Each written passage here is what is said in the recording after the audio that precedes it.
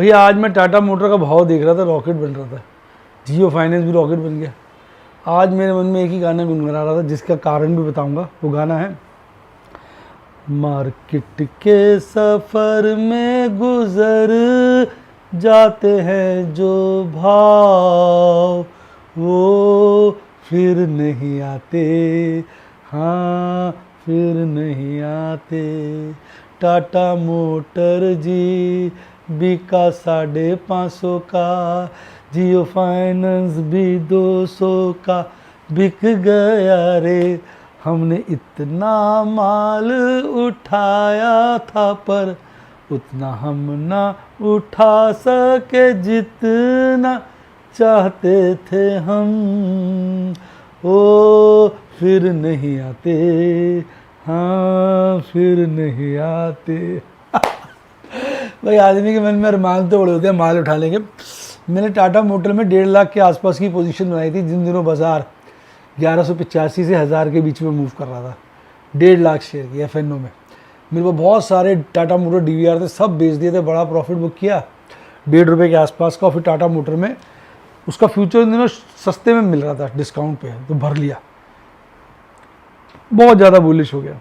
Ultimately 800, 850, 850, 865 की range में सारा माल काटा। फिर टारगेट था वापस 1.5 लाख शेयर खरीदूंगा। 52-53 हज़ार ही शेयर खरीद पाया टाटा मोटर के, जिसमें से अभी जो कॉलें मैंने बेच रखी हैं करीबन 5-1 हज़ार शेयर की बेची हैं, जो इन नमनी हो गई है। जियो फाइनेंस मेरे पास था 10,000, वो मैंने अच्छे रेट पे बेचा। हालांकि चला तो गया था 380-90 के आसपास, मैं 350 से 325 के बीच में निकल गया, 5000 शेयर। फिर मैंने उसके भी लगभग 250 रुपये की रेंज में एवरेज कॉस्ट बनती है मेरी, मैंने 21-22 हज़ार शेयर खरीद लिए, जिसमें से 6,000 की कॉल निकल गई, 15,000 रह गए। तो टारगेट तो था बहुत ज़्यादा शेयर लेने का, वो ले ही नहीं पाया। बहुत सारे शेयर ऐसे, कॉनकोर नहीं ले पाया, टारगेट था कम से कम 5-6 लॉट लेने का, 1 लॉट मुश्किल से बना।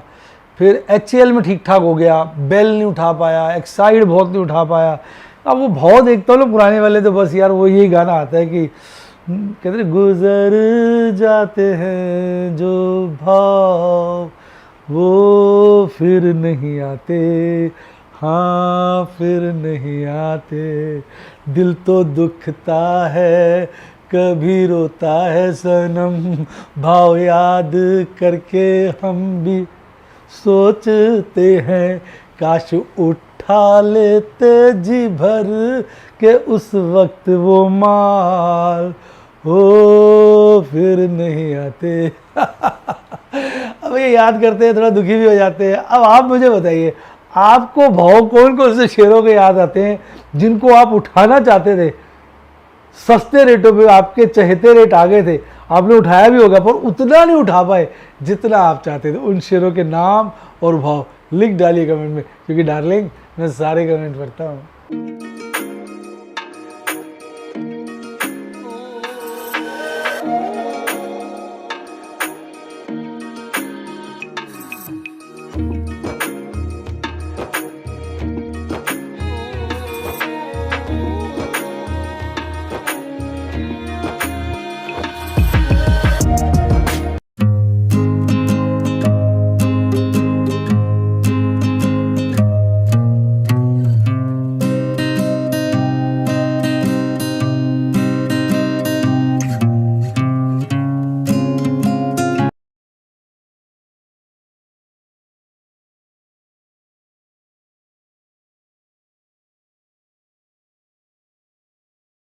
शेयर बाजार में एश्योर्ड या गारंटीड प्रॉफिट की उम्मीद नहीं रखनी चाहिए, या कभी भी किसी भी वक्त कोई भी अनएक्सपेक्टेड इवेंट की वजह से बहुत बड़ा घाटा हो सकता है, जिसके चलते आदमी की सारी पूंजी तबाह हो सकती है और वो फेल भी हो सकता है। शेयर बाजार बहुत ही खतरनाक जगह है, यहाँ एक भूल ही फाइनेंशियल तबाही के लिए काफी है। मैं केवल एजुकेशनल वीडियोस ही बनाता हूं, मैं कोई बाय सेल रिकमेंडेशन नहीं देता हूं। चर्चा किए गए स्टॉक उदाहरण के लिए हैं और खरीदने या बेचने की कोई रिकमेंडेशन नहीं है। मेरा यह मानना है कि शेयर बाजार में निवेश किसी के कहने पर नहीं करना चाहिए, बल्कि अपने रिस्क एपेटाइट और जानकारी के हिसाब से करना चाहिए। सदा याद रखें, जिसने ली टिप उसकी हुई डिप। शेयर बाजार में निवेश जोखिमों के अधीन है। निवेश करने से पहले सभी संबंधित दस्तावेजों को ध्यान से पढ़ें। हाय गाइस, आपका स्वागत है आपके अपने show MKJ talks for investment इन हिंदी में। कैसे हैं आप? देखिए आज ना निफ्टी 50 मैं क्लोजली वॉच कर रहा था, वो रेड में बंद हुआ, करीबन 10 एक पॉइंट नीचे बंद हुआ था, ऐसा मुझे याद है। फिर झटके से क्या हुआ, वो 15 मिनट की एवरेज लेते हैं ना, तो वो ग्रीन में बंद हो गया, जिसके चलते हल्का सा ग्रीन में बंद हुआ है। निफ्टी 50 फ्लैट रहा आज।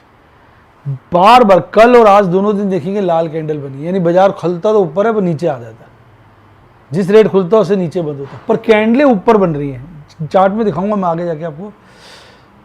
बड़े दिनों के बाद निफ्टी बैंक भी थोड़ा ठंडा हुआ है। देखो ये जो एक out of the box, out of blue कह लीजिए, RBI गवर्नर साहब ने जो तोहफा सबको बांटा था, उस पर बाजार ने रिएक्ट तो किया, अच्छा रिएक्ट किया, लेकिन वो जो रिएक्शन था वो जैसे कहते हैं ना थोड़ा ठंडा पड़ रहा है, ऐसा लग रहा है। इंडिया विक्स को देखिए ठंडा हुआ पड़ा है, इंडिया विक्स ठंडा है। अब बढ़ेगा कब? जब बाजार गिरेगा। ठंडा इंडिया विक्स आज भी काफ़ी गिरा है, 14 के लेवल में पहुंच गया। अब इसका क्या मतलब है? इसका मतलब ये है कि बाजार ज़्यादातर चांस है, देखिए मैं प्रोबेबिलिटी की बात करता हूँ, नौस्तदमस तो मैं होने की बिल्कुल 100% बता दूँ, पर प्रोबेबिलिटी यही लग रही है कि अब ये जो 2 दिन एक्सपायरी के बचे हैं वीकली की, ठंडा ठंडा बाजार बंद होगा, क्योंकि इंडिया विक्स नीचे। मुझे लगता है ऑपरेटर ने, और इंडेक्स के अंदर तो FIs बहुत बड़ा काम करते हैं, उन्होंने बहुत सारी at the money, in the money, out of in the money, at the money पुट्टे बेची हुई हैं बहुत सारी, जिसके चलते जो है इंडिया विक्स को ठंडा कर दिया है, प्रीमियम गिर रहे हैं और मोटा प्रीमियम उनको प्रॉफिट हो रहा है। तो जो इस वक्त चार्ट पे नज़र आ रहा है, बातों में नज़र आ रहा है, कोई उन्होंने नया ही षड्यंत्र रच रखा हो जिसका मुझे खबर नहीं है, तो मैं देखो कह नहीं सकता डार्लिंग। बाकी मुझे तो ये लग रहा है कि अकल तो बाजार ऐसे ही रेंज बाउंड हल्का फुल्का टूवर्ड डाउनवर्ड बायस रहना चाहिए। और उसके बाद थर्सडे को कुछ चांसेस कुछ बड़ा होने के हैं, नहीं थर्सडे वोलेटिलिटी बड़ा दिन हो सकता है, क्योंकि वो आखिरी दिन है, क्योंकि अभी 3-4 दिन निकल गए ना शांति के। तो ऐसा मुझे लग रहा है कल थोड़ा शांत रह सकता है बाजार, कल भी हो सकती है वैसे वोलेटिलिटी, पर ज़्यादा प्रोबेबिलिटी मुझे शांति की लग रही है, और परसों धमाके की लग रही है। तो बच्चे कहते हैं सर आप अपना ओपिनियन दिया करिए, लेकिन मैं ओपिनियन तो दे दिया जो मुझे लग रहा है चार्ट्स को देखकर, पर इसके साथ डिस्क्लेमर भी है डार्लिंग कि मैं गलत भी हो सकता हूँ। अब ऐसा किस लिए कह रहा हूँ, आज FIs ने अपने शॉर्ट इंडेक्स में थोड़े से काटे हैं, और उन्होंने, वो मेरे पास डाटा नहीं आया था, आ गया डाटा पूरा देख लो, उस वक्त नहीं आया था, मैं आपको थोड़ा सा डाटा बता दूंगा ना और आपको अच्छा लगेगा। नहीं देखो आ गया। अब देखो आज उन्होंने क्या किया, इंडेक्स फ्यूचर की बात करूं तो हल्का फुल्का उन्होंने आज खरीदा है, तभी तो उनके शॉर्ट्स कम हो गई है। निफ्टी फ्यूचर उन्होंने खरीदे आज हल्के से, और निफ्टी फ्यूचर अच्छे खरीदे, निफ्टी बैंक हल्के से काटे। और अगर इंडेक्स ऑप्शन की बात करूं तो आज इंडेक्स ऑप्शन में यार बड़ी अजीब से डेटा आ रहा है, उन्होंने निफ्टी और बैंक निफ्टी दोनों खरीदे हैं, भारी मात्रा में खरीदे। 3000 करोड़ के तो निफ्टी के खरीदे हैं, और 1276 करोड़ के निफ्टी बैंक के खरीदे हैं। अब उन्होंने क्या खरीदा, अगर कॉलें खरीदी हैं तो कल खींच भी सकते हैं, हो सकता है कल भी खरीदें, परसों ड्रामा करें। आज तो इंडिया विक्स काफ़ी गिरा और नेट में इन्होंने खरीद लिया। तो अब एक तो बात ये लग रही है कि आज इंडिया विक्स गिर दिया, प्रीमियम काफ़ी ठंडे हो गए थे, इन्होंने खरीद लिया, और कल होगा कांड। एक तरफ ज़्यादा चांसेस है कल बाजार गिरेगा, और गिरेगा तो एकदम प्रीमियम भागेंगे, इंडिया विक्स बढ़ेगा, ऐसा डाटा बोल रहा है, मैं गलत भी हो सकता हूँ। झुकाव गिरावट की तरफ है, धोखा देने के लिए कहिए, या इंडेक्स उन्होंने इसलिए खरीद लिए कि बाजार गिरने नहीं दिया, थोड़ा इंडेक्स फ्यूचर खरीद लिए, अब कल मारेंगे। तो अब इंडेक्स फ्यूचर खरीदे, ऑप्शन खरीदे, तो ये भी उससे सालों ने कॉलें खरीदी हैं। अब ये क्या खरीदा, बड़ा डाइसी सा हो जाता है इनका प्रोग्राम देखने का जो होता है ना। और नेट में भी इनकी ऑप्शंस में तो बाइंग चल रही है। बस एक अच्छा पॉइंट ये है कि इनकी शॉर्ट बहुत हल्के नहीं हुए, हल्के फुल्के से हल्के हुए। तो कल इंडिया विक्स को देखते हैं तो ऐसा लगता है कल बाजार रेंज बाउंड रहेगा, इंडिया विक्स को देखते हैं। अगर इनकी ऑप्शंस की खरीदारी देखते हैं तो लगता है कि या तो कल या परसों एक तरफ का धमाका कर सकते हैं इंडिया विक्स ऑप्शन में खरीदारी की है इन्होंने, निफ्टी और निफ्टी बैंक दोनों में। अब फ्यूचर इन्होंने थोड़े से प्लस किए हैं, वो कंफ्यूजन क्रिएट कर रहा है कि यार फ्यूचर क्यों उन्होंने प्लस किया आज। और स्टॉक्स की बात करूं, स्टॉक फ्यूचर काफ़ी माइनस किए हैं बड़ी मात्रा में, जितने इंडेक्स फ्यूचर किए हैं उससे थोड़े से कम स्टॉक फ्यूचर माइनस किए हैं। और कैश सेगमेंट में भी आज इन्होंने बड़ी खरीदारी की है, बाजार थोड़ा ठंडा रहा है। यानी आज कुछ मिले जुले से, आज ब्लॉक डील्स हैं कुछ, आज की ब्लॉक डील्स देख लें तो उससे भी थोड़ा आइडिया लगेगा। इनको यार समझने के लिए बहुत सारा डेटा हर तरीके से देखना पड़ता है और बंदे को चौकन्ना रहना पड़ता है। आज ब्लॉक डील्स नहीं है कोई, नहीं है आज भी ब्लॉक डील्स हैं, सॉरी आज तो बड़ी ब्लॉक डील्स हैं, नहीं आज की तो नहीं है ये।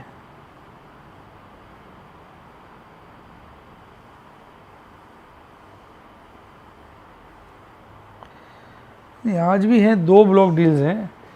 एक है प्रीमियर कुछ करके कंपनी जिसमें 2600 करोड़ की है, और 170 करोड़ की एक ब्लॉक डील छोटी सी बजाज फाइनेंस में भी हुई है आज। ये 10 तारीख का बता रहा हूँ मैं। तो भैया और करीब 2,500 के आसपास की ब्लॉक डील्स हैं और इन्होंने माल भी लगभग इतना खरीदा है। तो अब ये मुझे कल की और परसों की स्थिति दिख रही है कि कल या परसों में एक दिन बड़ा धमाका होगा जिसके चलते इंडिया विक्स बढ़ेगा। वो कल होगा या, अब फाइनल समराइज कर रहा हूँ, कल होगा या परसों, कहना बड़ा मुश्किल है। वो अब ऑपरेटर अपनी पोजीशन बना रहा है, क्या कर रहा है अब तो कल ही पता चलेगा। अब थोड़ी सी कल उत्सुकता रहेगी बाज़ार को लेकर कि बाज़ार में क्या होगा। हल्का सा दिमाग में एक डाउट सा हो रहा है क्योंकि डेटा आज बहुत अलग तरीके का एफआईस का है। आपको क्या लगता है कल परसों बाजार में हो सकता है एक्सपायरी के चलते? आप भी अपना विचार कमेंट में लिख सकते हैं। आइए अब डेटा की तरफ चलते हैं। और डेटा में मार्केट मूड की अगर बात करें तो उसमें मजबूती देखने को मिल रही है, लगभग 65 हो गया है। तो ये पॉजिटिव फैक्टर है, ये बढ़त की तरफ इशारा कर रहा है। मैं आज डेटा को बढ़त और घटत के पॉइंट ऑफ व्यू से बात करूंगा, ठीक है। और यूएस डॉलर इंडेक्स गिरा, अच्छी बात है। क्रूड थोड़ा सा महंगा हो गया, हल्का सा नेगेटिव कर देते हैं। रुपया स्टेबल से चल रहा है, इक्वल रखते हैं, यानी कोई फ़र्क नहीं है। और ये थोड़ा सा कम हुआ, इसको थोड़ा पॉजिटिव रखते हैं। यानी इंटरनेशनल में क्रूड नेगेटिव है, बाकी सब ठीक ठाक ही है। अब एफआईज ने कैश सेगमेंट में खरीदा है 3 दिन से लगातार, ये तेज़ी की तरफ इशारा करता है। इंडेक्स फ्यूचर खरीदे, ये तेज़ी की तरफ इशारा करता है। स्टॉक फ्यूचर बेचे, ये स्टॉक वाइज वोलेटिलिटी की तरफ इशारा करता है। बात को समझ गया? जितने इंडेक्स फ्यूचर खरीदे उससे कई ज़्यादा स्टॉक फ्यूचर उन्होंने बेचे, ये इशारा करता है वोलेटिलिटी की तरफ। और ओवरऑल उन्होंने नेट में बिकवाली की है। नेट बिकवाली की है तो थोड़ा मंदी की तरफ इशारा करता है। डीआईज ने हल्का फुल्का माल खरीदा है, ये थोड़ा सा मजबूती की तरफ इशारा करता है। कुल मिला के कैश सेगमेंट में बड़ी खरीदारी है, पर बाजार स्टेबल है, यानी खरीदारी इस वक्त काम नहीं कर रही, यानी कहीं ना कहीं सेलिंग प्रेशर भी बाजार में है। एफआईज की इंडेक्स लॉन्ग अभी भी रीजनेबल लेवल्स पर है, थोड़ा लोअर साइड पे है। 20% लॉन्ग है, यानी 80% शॉर्ट है। और स्टॉक की हायर साइड पे है, पर थोड़ी ठंडी हो गई है जो पीक बनाया था उससे। बाजार मिले जुले संकेतों के साथ बंद हुआ। निफ्टी 50 फ्लैट, निफ्टी बैंक लाल, बाकी लगभग सारे इंडेक्स हरे में थे। मिड कैप जो कल बहुत भागा था वो गिरकर बंद हुआ। इंडिया विक्स काफ़ी गिर गया, लगभग 0.5% और 14 के लेवल पे आ गया है। इंडिया विक्स अपने आप में कह रहा है very low movement. India VIX कह रहा है कि कल बाजार बड़ा रेंज बाउंड, छोटी सी रेंज के अंदर काम करेगा। ऐसा मैं नहीं कह रहा, इंडिया विक्स कह रहा है। बाद में को सर आपने कहा था, अरे मैंने कुछ नहीं कहा, इंडिया विक्स कह रहा है। वो 14 पे आ गया। 15 से 25 के बीच में होता है तो मानते हैं रीजनेबली गुड वोलेटिलिटी है। अब सेक्टर वाइज भी देखेंगे, मिले जुले संकेत थे। निफ्टी ऑटो गिरा हुआ था, पीएसयू बैंक गिरा था, निफ्टी फाइनेंशियल सर्विसेज गिरा हुआ था, आपका रियल्टी गिरा हुआ था, प्राइवेट बैंक गिरे हुए थे, इंफ्रा गिरा हुआ था। इनके अलावा बाकी चढ़े हुए थे।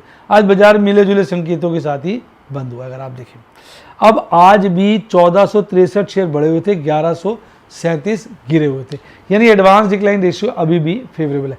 ग्रासिम झंडे गाड़ रहा था, Oracle finance services, blue star, Adani total gas, ये भाग रहे थे। गिरने वालों की बात करूं तो RBL bank, Indian bank, NBCC, Macrotech developers, इनकी लंका लगी हुई थी। अब निफ्टी की बात करिए, देखिए आज निफ्टी कितना रेंज बाउंड रहा था, मुश्किल से 145 पॉइंट में घूमता रहा सारा दिन, 27 शेयर बढ़े 23 शेयर घटे और रेंज बाउंड होता हुआ बिल्कुल फ्लैट बंद हुआ, खाया पिया कुछ नहीं, गिलास थोड़ा 12 ना। अब देखो हो क्या सकता है मैं बताता हूँ। आज वोलेटिलिटी कम रही, ऑप्शन प्रीमियम बड़े घटे तो जिन्होंने ऑप्शन प्रीमियम ऑपरेटर ने आज स्क्वायर ऑफ किए होंगे और उन्होंने बहुत मात्रा में बाय कर लिए। अगर उन्होंने बाय कर लिए तो कल मतलब सारे अपने शॉर्ट काट के बाय कर लिए अगर ऑप्शंस, तो भैया कल तो बाजार में बड़ी वोलेटिलिटी आएगी। और अगर उन्होंने सिर्फ अपनी अभी भी सेल बहुत ज़्यादा थोड़ी कम कर लिए तो कल और कमी देखने को मिलेगी, यानी उन्होंने अगर पार्शियल प्रॉफिट बुकिंग करी। भागने वाले शेयरों में आज आईटी सेक्टर बहुत आगे था, देखिए 3 आईटी के शेयर, टाटा मोटर झंडे गाड़ रहा था, भारत इलेक्ट्रिकल्स, डॉक्टर रेड्डी, ग्रासिम जो है चढ़े हुए थे। गिरने वालों में ट्रेंड सबसे आगे, Asian Paint, Bajaj Finance, Tata Steel, Bajaj Finserv, Maruti Suzuki, ICIC Bank काफ़ी इस वक्त डाइसी हो गया है, 1400 को काटने के लिए दौड़ रहा है। देखिए अब 2 दिन से कैंडल लगातार जो है बियरिश बन रही है और कैंडल आज की जो कैंडल है कल की कैंडल को बिल्कुल अपने आगोश में ले रही है, यानी बेयरिश एनगल्फिंग कैंडल तो नहीं कह सकता, अगर ये हरी होती ना तो हम इसको बेयरिश एनगल्फिंग कैंडल कहते हैं। अब ये लाल को लाल ने एनगल्फ किया है, यानी बेयरिश ने बेयरिश को, बुलिश कैंडल को बेयरिश कैंडल ने एनगल्फ नहीं किया, बेयरिश कैंडल को बेयरिश कैंडल ने एनगल्फ किया। तो अब वैसे तो ये बेयरिश एनगल्फिंग ही हो गया, बड़ा वाला हो गया, बाकी देखते हैं। और ये गैप चीख चीख के कह रहा है क्या, नीचे आजा आजा आजा नीचे आजा, और बस बुलिश क्रॉसओवर बनने को तैयार है। आरएससी हल्का सा स्टेबल हुआ है टेक्निकली, क्योंकि कैंडल अपर बोलिंजर बैंड को सट के बनी है, आरएसआई मजबूत है, एमएसडी क्रॉसओवर बेयरिश खत्म होने वाला है, तो ओवरऑल बाजार टेक्निकली मजबूत दिख रहा है। बाकी ऐसी मजबूती में ही कई बार धोखा दिया जाता है। अब देखिए पुट राइटिंग, देखिए कहाँ से बढ़ी है आज पुट राइटिंग 25,000 ऑनवर्ड काफ़ी बढ़ी है, सॉरी कॉल राइटिंग 25,000 पर पुट राइटिंग बढ़ी है, 25,100 भी पुट